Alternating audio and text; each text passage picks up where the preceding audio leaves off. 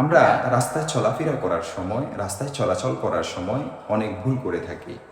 তন্মধ্য থেকে এক, রাস্তার ডান দিক দিয়ে না চলে বাম দিক দিয়ে চলি। আমরা রাস্তার ডান দিক দিয়ে চলবো, কেননা রাসূলুল্লাহ সাল্লাল্লাহু আলাইহি ওয়াসাল্লাম সকল শুভ কাজ ডান দিক দিয়ে করাকে পছন্দ করতেন। মুত্তাফাকুন আলাইহি, অর্থাৎ এই হাদিসটি বুখারীর মধ্যে রয়েছে, মুসলিমের মধ্যে রয়েছে। মিশকাত শরীফ হাদিস নং 400। অতএব রাস্তায় চলাচলের সময় যথাসম্ভব ডান দিক দিয়ে চলাই উত্তম। তবে পরিবেশ পরিস্থিতির কারণে ডান দিক দিয়ে চলায় যদি ক্ষতি হয় অথবা ক্ষতির আশঙ্কা থাকে, তাহলে বাম দিক দিয়ে চলতে কোনো বাধা নেই। আল্লাহ তাআলা কোরআনে কারীমের সূরা বাকারার 195 নং আয়াতের মধ্যে ইরশাদ করেন, ওয়ালা তুলকু বিআইদিকুম ইলা তাহলুকা, নিজেদেরকে ধ্বংসে নিক্ষিপ্ত করো না, তোমরা নিজেদেরকে ধ্বংসে নিক্ষিপ্ত করো না। 2, দৃষ্টি নত করে চলবো। আমাদের দৃষ্টি এদিক সেদিক যায় না, দৃষ্টি নত করে আমরা চলব। সূরা নূরের 30 নং আয়াতের মধ্যে আল্লাহ তাআলা ইরশাদ করেন, কুল্লিল মুমিনিনা ইয়াগুদ্দু মিন আবসারিহিম, মুমিনদের বলো তাদের দৃষ্টি অবনীত করতে, তাদের দৃষ্টি অবনমিত করতে। 3, কিছুটা সম্মুখ পানে ঝুঁকে চলব।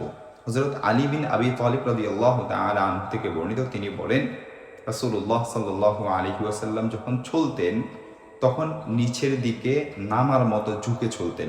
দেখতে পারেন শামায়েলে তিরমিজি 8 নং হাদিস।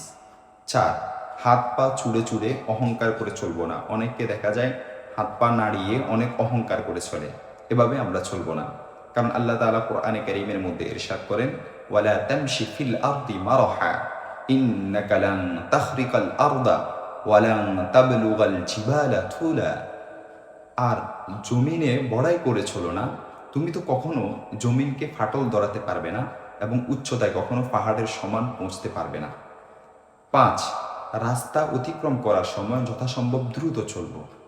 6, রাস্তায় কষ্টদায়ক কিছু যদি আমরা পাই তখন তা সরিয়ে দিব। যা মানুষকে কষ্ট দেয় এমন কষ্টদায়ক কিছু পেলে তা আমরা সরিয়ে দিব।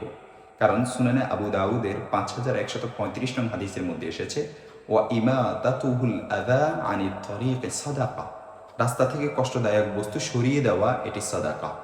7, মুসলমানদের সাথে সাক্ষাৎ হলে সালাম দিব এবং সালামের উত্তরে দিব।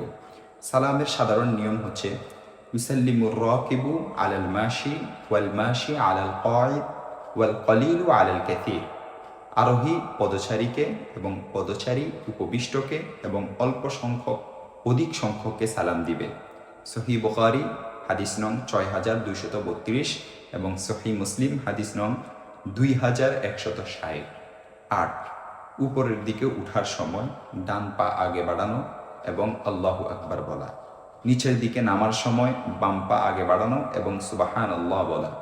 সমতল স্থান দিয়ে চলার সময় লা ইলাহা ইল্লাল্লাহ বলা সুন্নত। 9, বয়স্ক ও সম্মানিত ব্যক্তিদেরকে সামনে চলাচলের জন্য অগ্রাধিকার দিব, বিশেষ করে জ্ঞানীকে, চাই সে বয়সে ছোট হোক। 10, কাউকে সাহায্য করে সাওয়ারিতে আরোহণ করিয়ে দেওয়া বা তার উপর তার মালপত্র তুলে দেওয়া এটি সাদাকা, অর্থাৎ কাউকে পথে সাহায্য করা এটি সাদাকা। হাদিসের ইবারত এভাবে রয়েছে, রাসূলুল্লাহ সাল্লাল্লাহু আলাইহি ওয়াসাল্লাম বলেন, ওয়া ইউঈনুর রাজুলু আলা দাব্বাতিহি ফায়াহমিলু আলাইহা আও ইয়ারফাউ আলাইহা মাতাআহু সাদাকা। সহিহ বুখারী হাদিস নং 2989 এবং সহিহ মুসলিম হাদিস নং 1009। 11, পথ হারাকে, যে পথ হারিয়ে ফেলেছে, যার পথ জানা নেই এমন ব্যক্তিকে পথ দেখিয়ে দেওয়া, এটিও একটি সাদাকা। হাদিসের ইবারত, ইরশাদুকার রাজুলা ফি আরদিদ দালালি লাকা সাদাকা, পথ না চেনা ব্যক্তিকে পথ দেখিয়ে দেওয়া তোমার জন্য একটি সাদাকা। দেখতে পারেন জামিউ তিরমিজি হাদিস নং 1956।